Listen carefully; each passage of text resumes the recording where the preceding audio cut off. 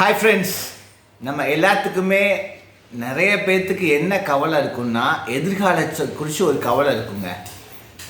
நான் வயசாயிட்டா, எனக்கு வயசாயிடுச்சுன்னா என்ன பண்ணுறது, யார் என்னை போஷிப்பா, யார் என்னை கவனிச்சுக்குவா, பிள்ளைகளை குறித்து கவலை இருக்குங்க. பிள்ளைகள் எப்படி வளருவாங்க, என்ன வேலைக்கு போவாங்க, யாரை கல்யாணம் முடிப்பாங்க, நல்லா இருப்பாங்களா, இந்த மாதிரி எதிர்காலத்தில் ஒரு பயம், ஒரு கவலை மோஸ்ட் ஆஃப் த பீப்புள் நிறைய பேர்த்துக்கு இருக்கும்.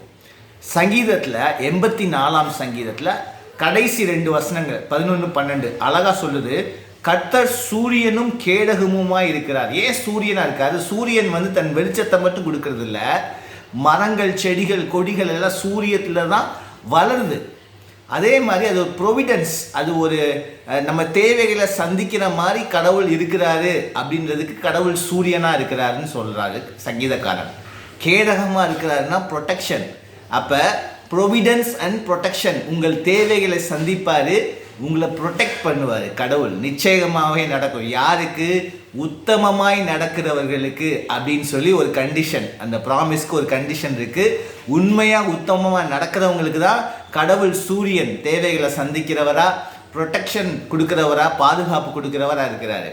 அதுக்கப்புறம் blessed is the man who trusts in him, அவரை நம்புகிற மனுஷன் பாக்கியவான். அவர் கர்த்தரை நம்பணுங்க. கர்த்தருடைய பிள்ளைங்களாக இருக்கிறோம், பரிசுத்த ஆவியானவரை பெற்றிருக்கிறோம், ஏசப்பாவை நம்பணும், கடவுளை நம்பணும்.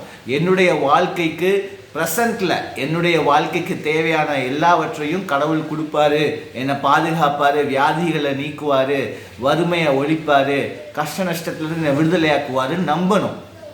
நல்ல வாழ்க்கையை கொடுப்பாருன்னு நம்பணும்.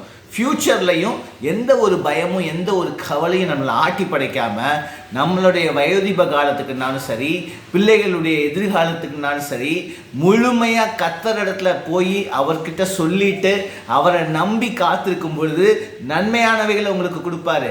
உத்தமமாய் நடக்கிறவர்களுக்கு நன்மையை வழங்காது இரார். உண்மையாக நடந்தீங்கன்னா நிச்சயமாகவே எல்லா நன்மைகளையும் கடவுள் உங்களுக்கு கொடுப்பாருங்க. God bless you. Bye-bye. Bye-bye.